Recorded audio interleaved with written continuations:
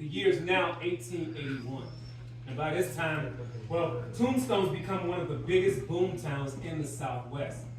I mean, folks are coming from far and wide in search of their own personal fortunes. So with this came the building of permanent housing and supply shops and hotels, and luckily enough for us grown folks, saloons. Now, I know I had the distinct pleasure of running into a couple of you good folks up here on Allen Street. But with a show of hands, just show me, how many of you folks had a chance to actually walk up Allen Street there? Just a show of hands. Oh, okay, many of you. So you good folks may have noticed that it's only 4 blocks long. However, in its heyday, it was over 9 blocks long. Folks, I'm gonna tell you something. In those 9 blocks, Tombstone had well over 60 liquor licenses. And well over 16 different gambling establishments. So, needless to say, there was absolutely no problem. Now, of course, with all the troubles and such, there had to be some sort of a positive trade-off, and it was the silver. So that would bring us our hard-working, honest types, like the folks working in the mines and the shops and such. But it also brought us our unscrupulous bunches, like the Cowboys gangs. But it also brought Tombstone some very heroic figures, like your Doc Holliday's and your Wyatt Earps. However, there is a man that we believe you folks may not have heard much about. That man's name is Luke Short. Now, Luke, he was a fine dresser, a good gunman, and one hell of a gambler. In fact, it's rumored that old Luke could count cards. Well, folks, we know that in the 1800s, that was something that was rarely heard of, if even understood. So we're left to assume that old Luke just was a great gambler. But again, being such a great gambler back in those times, folks just often called you a cheat. Now, there was a man that decided to accuse Luke of cheating. That man's name was Charlie Storms. And Charlie, he too, was a pretty good gunman. But Charlie was often drunk. And unfortunately for him, folks, that made him one terrible gambler. In fact, one particular day, he was down at the Oriental Saloon gambling, loses a whole lot of money to Luke. Gets up the very next day, heads right back down to the Oriental Saloon because he is determined to win his money back. Well, working bar that particular day was a gentleman by the name of Bat Masters. Now, Bat had nothing really to do with all this here, but he does somehow get himself tangled up into the mess anyhow. So folks, what we'd like to do here today, what we're going to try to do here today, is take you back in time to that particular day in history and show you how it actually plays itself out.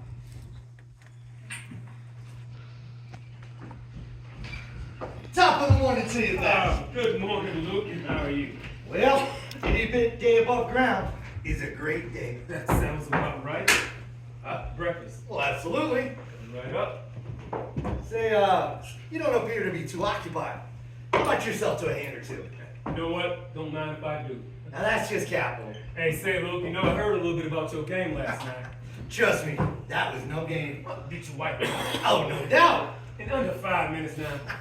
In one hand. Oh, dear God, I swear. That man keeps playing like that, they're going to have to start calling him one-hand Charlie. Nah, he keeps playing like that. They're gonna call him No Hand Charlie. That's for sure. That's for sure. Well, speak of the devil. Good morning, Charlie. Oh, shot. Might as well. Coming right up. Say, what brings you in here today? I came to win my money back. Good luck with that. Now, really, Charlie, after last night, you gonna come back in here and try that again? I ain't got no choice. Besides, nobody can be that lucky. Yeah. Well, where I hear it ain't got nothing to do with luck. That man's just pretty good, you know. Yeah, well, I don't play it on loose. All right, good luck with that there, Charlie. Actually, you know what, Joey? Young man, if I join you for a hand or two, maybe. Oh, please, have a seat. That's just great. I wouldn't miss this here for the world. Yeah, I wish I could. Say, Turn, what? Why don't you save yourself all that heartache and anxiety? Just give me that 300 now. Just shut up and deal in cards. So you gonna ante up there, Charlie? Yeah, just sat down. I know what I'm doing. That's how everybody will get. There you go, back. Could you deal any slower? Why, sure, Charlie. You want me to prolong your misery? Yeah, you know, Charlie, honestly, though, as long as that man dealing them cards, as long as you get to hold on to a few of your chips over there. Now that's a fact. Thanks, Bat. Wow. All right, Charlie.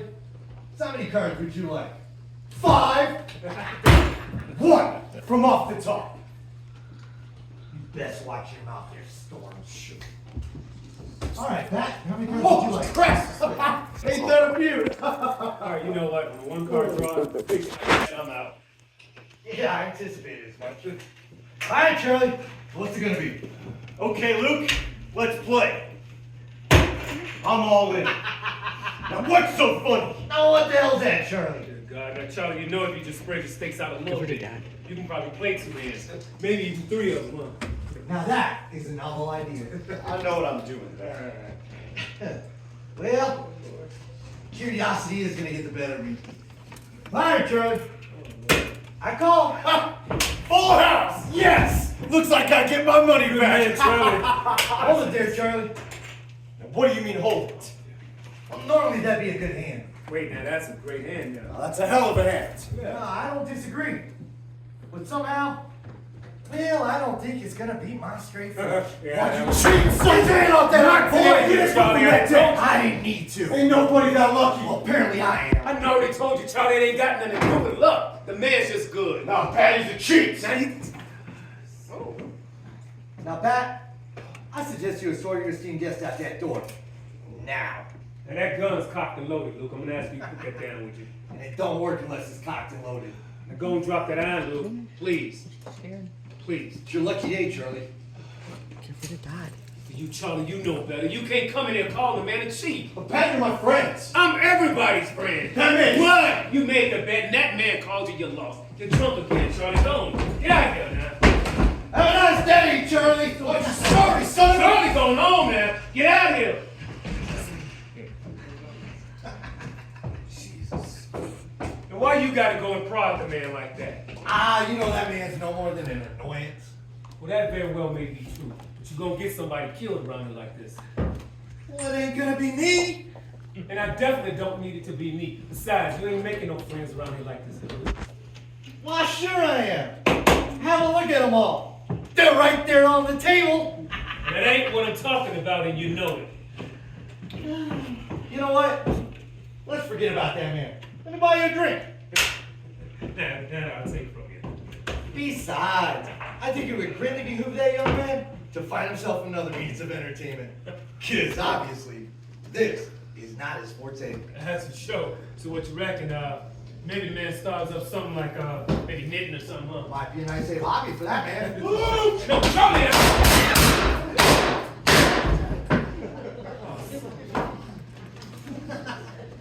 Oh, Pat, you sure picked the damnedest friends. Yeah, I reckon I do, huh? Cheers, folks. Yeah, whatever.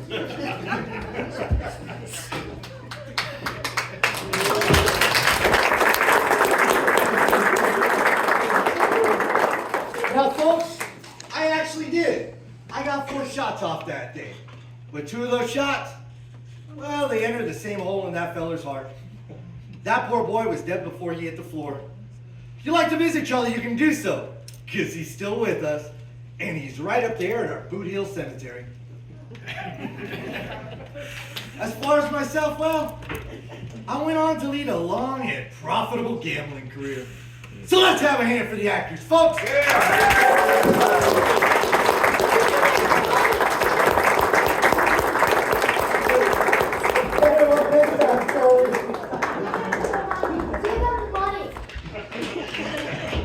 All right, life not enough for you? Well, you have an amazing afterlife. Thanks, Pat. Oh, well, dying sure does make a man thirsty, folks, so I'm gonna have a drink. Are y'all still having fun? Yeah! Right. Just having a little too much fun. Now, folks, I can safely assume all of us here have heard of that gunfight at the OK Corral, correct? Yes. What would you do if I told you next that it actually didn't happen there? In fact, it happened in an empty lot across Fremont Street, where our park is today. However, the people in Hollywood decided you good folks wouldn't go see a film called The Gunfight at the Empty Lot. Now that gunfight, it was still among the Cowboys gang, the Earps, and Doc Holliday. And we, in fact, have the rarest photo of the Cowboys gang hanging right above the ATM on the back wall. Now, in that frame, there is also an index to tell you how, when, and where each one of these men had died. Now, there's two men in that photo by the names Ike Clanton and Billy Claiborne. Those two ran away from the gunfight at the OK. They were branded as cowards. Now Ike, he met his maker in 1887 rustling cattle. Claiborne met his a little bit sooner. See, he'd actually fled Tombstone after that gunfight, just to return 2 years later, insisting everyone called him Billy the Kid Claiborne, after his supposed friend and idol, the real Billy the Kid. Claiborne, he had another friend by the name Johnny Ringo. I'm sure y'all heard of him, right?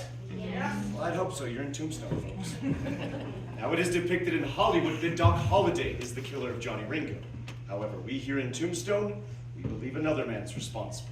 And he is potentially the most dangerous man to have ever walked our streets. And his name is Buckskin Frank Leslie.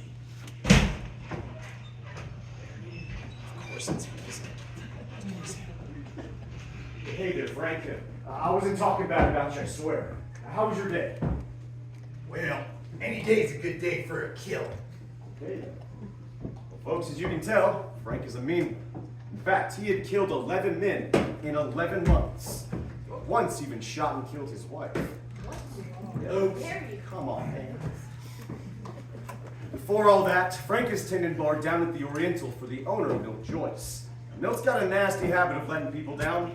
Today was no different. So Frank was up all night, tending bar, pouring shots, and dealing with the likes of Billy the Kid Claiborne, who at 22 and drunk, just wouldn't take no for an answer.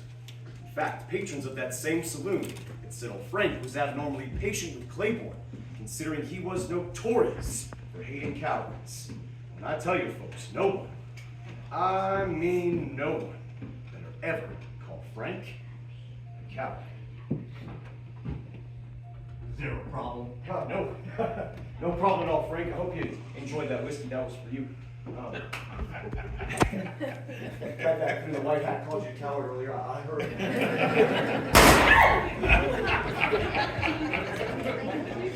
Yeah, that's what I thought. Boy, I tell you, it sure has been a long, hot night. I had this rowdy fella in here last night. That boy was all sauced up. I must have kicked that fella out of here 4 or 5 times. I swear that boy was so sauced up, you know what he'd do? He'd go out that door, go around the building, come right back in. Every time I threw that fella out, I'd turn around and I look up and Hey, wait a minute there, fella. Didn't I kick you out of here last night? Wait, let me get it. You can't remember, can you? I'm talking to you, sir. Right there. Yeah. Man that's looking at me like, Are you still sauced up? Hell, I wasn't in here. Oh, I'm pretty sure you were, sir. Come to think about it, I don't think that was the same feeling on your arm as last night. I'm just saying, I ain't here to start problems, but Philip, that's how you get yourself a tombstone divorce. Ask my ex-wife. Ah, look at the clock on the wall. Old Mill, he's late again. I'm coming. Horses already. What's the problem? What happened? Your dog died again? Now, in fact, had myself a little horse troubles. Horse trouble? Oh, yeah, I threw the same shoe I threw the day before. Oh, can't you come up with something better than that? I'll leave it alone, Frank. Besides, put a burr in your saddle. Why you did? And how so? You know, I've been up all night washing these filthy glasses. I had to kick that boy out of here at every corner. Now, you know I couldn't be here. I did not. Well, I got things to tend to keep this place running here. Oh, yeah? Oh, yeah, it ain't gonna run itself. Oh, I know, because I do it for you. Oh, stop it already. Now you're starting to sound like old wash me. Well, that's uncalled for. And let it be, Frank. Well, I'm tired. We're all tired. What are you tired from? Your last nap? You know what, here. Go and read your paper. Have yourself a seat, Frank. You know what I intend to. Good. Find some peace and quiet around here. Well, that's what I'm trying to tell you with all the doggone trouble. Oh, stop, Frank. Now you know trouble always finds you. Oh, yeah, whatever. Frank, he's back. Oh, Playboy, you idiot. Pour me another. I'm not pouring you nothing. You're lucky you stole that. I said pour me a drink. I'm not pouring you so much as a drop of water, boy. Now go and get out of here. You best pour me that drink, or I'll pull you over that butt. Wait now. Oh, okay, You okay. ain't pulling nobody nowhere. I'll cut you up now. Now, wait a minute. I ain't afraid of you. Frank, What? get him out of here now. Well, I can't right now. And why not? Well, I seem to be having myself a little bit there, Horse trouble. That's pretty good, Frank. Boy, you ever put your hands on me again, you're gonna be sorry. Come on, Frank, buy me a drink. Nah, you heard the man. We don't serve your kind in here. That's uncalled for. No, what's uncalled for is you running away and leaving your friends to die in the street like that coward you are. You know, if my friend William H. Bonny were here now, he'd take you out on that street, shoot you down like the dog you are. William Bonny. Yep. Do you William Bonny? There's only one. Oh, God. Well, I tell you, you seem really fancy yourself some William Bonny, I see. Why, yes, I do. Yeah, well, I see it though. You ain't even fit enough to hold that man's corn cob. Now that's a fact. Now, hold on. Billy's my friend. Oh, why don't you stop it already with it? Billy. Wait, you ain't heard, huh? Heard what? Oh, Frank, you better tell him. Fella, you ain't hurt because you can't read a stick. If you could, you read right here. Well, your friend William Bonny's been dead for over 3 months. Yeah, so much for your hero, huh? Yeah, well, I don't believe you. Yeah, well, how about I make a believer out of him? Hey, Frank, you know I hear you itching for a little company. Yeah, but the only problem with a coward like this, he ain't worth the lead. Yeah, you probably right. Come on, Frank, you buy me that drink. I'll leave right now. Oh, right now. Right now. What? Stop it, I'm gonna give you something though, boy. You sure got yourself some grit there. Hold on. I don't take no lip for no bartender. Oh, wait a minute now, but where was all that grit? Where's my drink? I was dying in this Hey, Yours hey, is- don't forget about that man. Come down here and pour me a drink. You're a coward. Is that the new private stock? Oh, yeah, it is. Yeah, pour me one of them. Put her on the floor. Hey, look at this girl. He ain't got enough sense to walk around the corner. Oh, hey, Frank. Ugh, not you, Claymore. Oh, you stink. And I don't know what 12's worth. You? Well, that pile of horse manure out back. Yeah, that will be him. You know that's a fact. Go take yourself a bath. Why don't you just put this boy out here already? Why don't you let me finish my drink? You know what, Frank? You owe me a drink. Why can't I just have that one there? Boy, I don't owe you anything. Matter of fact, your next drink is at the Thoroughfare at the saloon down yonder. Now get on! Ugh. You know what, Frank? I know you killed my friend John Ringo. So how about you give me that drink right there? Boy, didn't I tell you to put your hands on me again? You're gonna be sorry. Yeah. Are you hard of hearing? Now, Frank, don't go making no messes in my saloon, man. Nah, don't worry, Milt, there ain't gonna be no mess. Cause our friend Billy Kid Claiborne was just leaving, weren't you, Billy? Yeah, Frank, I don't want that drink now. Good, cause the next time I see you, I'm gonna turn that head into a canoe. Now get on! Don't you mess with the coward? I don't care who you are, I said kid. You'll see me real soon. Yeah, you're gonna see me once in a time. Now get on! Ah, look at this, man. You know what, pour me another drink. Sure thing. You know, I think I'm gonna join you on this one here, because besides, between that boy there, oh, my horse troubles this morning. Oh, you and all that horse crap. Oh, I ain't afraid. Now, I'm gonna tell you something though. That boy, just like his dad. Yeah, just like Apple didn't fall too far from that tree. nope, straight to the ground and right to the clear. That's for sure. Frank, you murderer! Oh, that boy don't quit. I got me a gun! Good. Maybe he shoot himself with it on. Well, hell, I'll drink to that. Frank, I knew you was a murderer! I didn't know you were a coward! Now, Frank, he didn't call you a coward. Yes, he did. Yes, he did. You know what? I've been dealing with that man all night, and I'm sick and tired of this. I'm gonna settle this once and for Oh, all. have yourself a seat. No, I'm Frank. Let sick it- and tired of that man. Whatever. Hey, you gotta come over here and take a gander at this. He's hiding across the street behind that there fruit cart. Let it be, Frank. Yup, Claiborne, I see you. Wait, don't you Don't let you me raise this, that Frank. rifle, boy. No, Frank! What you done done now? Well, hell, I shot him square. You couldn't just let it be, huh? You know, I'm gonna go fetch the horse. The marshals this. Why'd I even come to work today?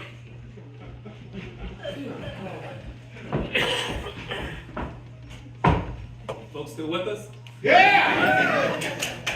So folks, that was depicted off-set or outdoors. The reason being is because that's how it factually happened. You see, Claiborne would get kicked out of the saloon for the very last time. He would run across the street, somehow gets his hands on a Winchester rifle, hides behind a fruit cart. Now, the intention was to ambush old Frank as he comes out the front of the saloon. Well, Frank was a lot smarter than that, apparently, because he actually exits out the side door, comes around front, catches Claiborne completely off guard. 2 shots to bring out that day, folks. Claiborne missed. Frank didn't. In fact, Frank shoots Claiborne from well over 60 feet away, and that was with a handgun. Now, when the marshals showed up to take account of what had happened, they say old Frank was still smoking on the same cigarette he had lit in the saloon. And he was quoted as saying, "Yeah, I could have done more, but I couldn't have done no less." Now, the reason why we here at Tombstone believe is Frank is responsible for Johnny Ringo's death, well, that would come from one source, and one source only, and that was Claiborne himself. You see, it would take Claiborne well over an hour to die. And in that time, Claiborne refused any and all medical attention, simply so that he can go on telling folks that he saw Frank kill his buddy, Johnny Ringo. Now, folks, I'm going to again ask you, please, another round of applause for the actors. Yeah.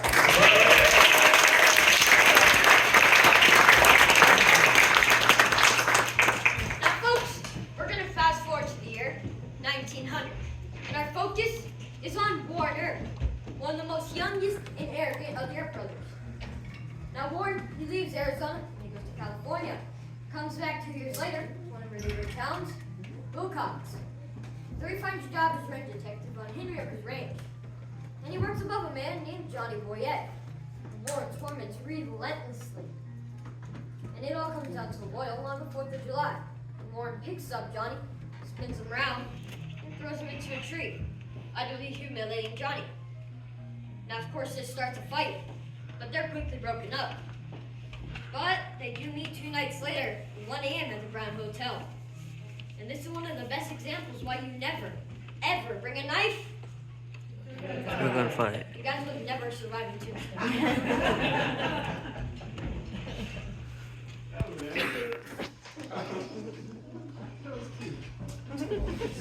You got Johnny? Jesus, Smee, what is that thing? Oh, I'm so sorry. Just got him.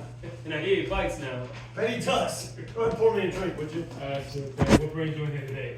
Just won't cool off out there today. I hear you. You know what? It's days I can deal with. Something about these nights. I can't seem to get myself a little sleep on here. That's why I came in home in a few of these my house. It's just too dang hot. I hear you. It's gonna get a little hotter, Johnny. What do you mean? Just go and look behind you.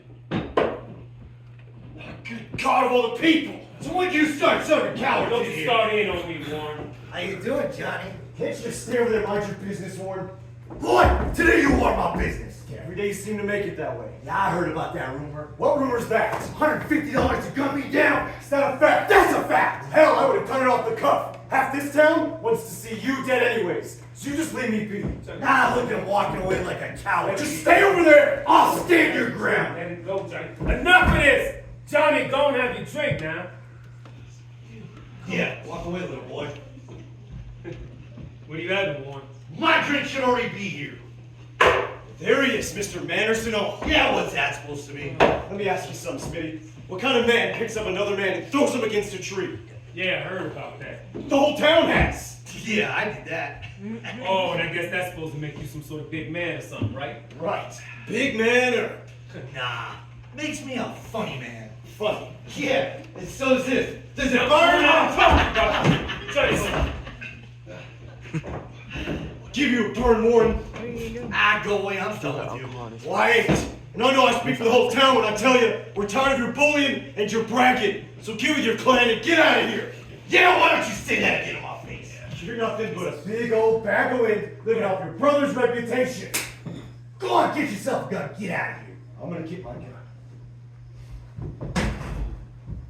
why'd you have to go and do that? Now, why is any of your business? This is my saloon, and you're gonna pay for the drink you done poured in that man's face. Oh, really? Yeah, oh, really? Clean that up. That's all you're good for anyway. You know what? I wouldn't expect nothing less from a scum like you. Nah, when my brother Wyatt gets back, Brother Wyatt. If it wasn't for your brother Wyatt, you'd get no kind of respect around here. I get all the respect I deserve. Go blow off. I'll piss up a rope. Warren! You been begging for the ball to drop? Well, here it is.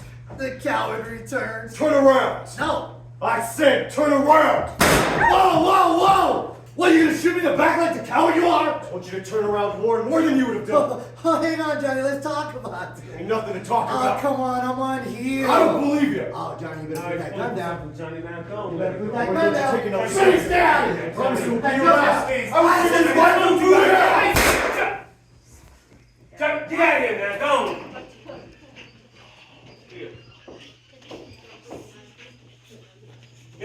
Yeah, that respect working out for you now, Warren.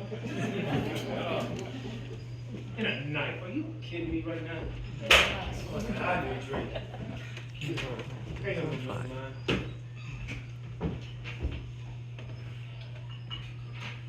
Now, folks, Warren would lay there for over 6 hours before anybody bothered to roll him over. People would actually have to step over Warren just to get a drink at the bar. Cheers to you, Warren. I hope it burns in hell, Warren. Yeah, salute. Oh. When they didn't finally roll him over, they found a half-open pocket knife in his hands. And that's what Warren was digging for.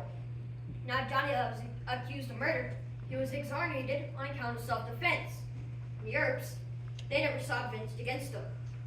If you guys would like to visit Warren, you can do so, because he is the only Earp buried here in Arizona. He's located at the Pioneer Cemetery in the neighboring town, Wilcox. So let's give a final hand for After, shall we?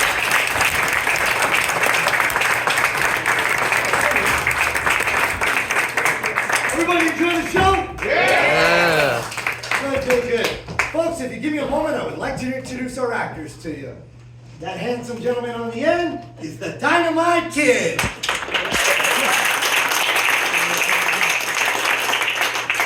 This tall drink of water is Doc Smolliday.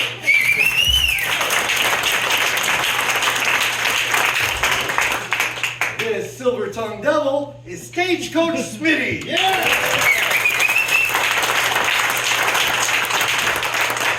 And good folks, I'm the Yukon Denali. The one and only.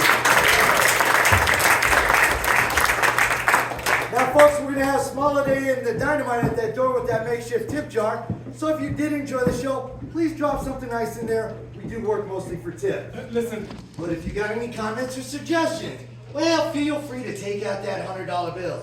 Write it on the back of that, drop it in there, we'll get right on it. If you got hearing protection, go ahead and leave those in your seats. If you would like to come up on set and take photographs with us, you're more than welcome to at this time.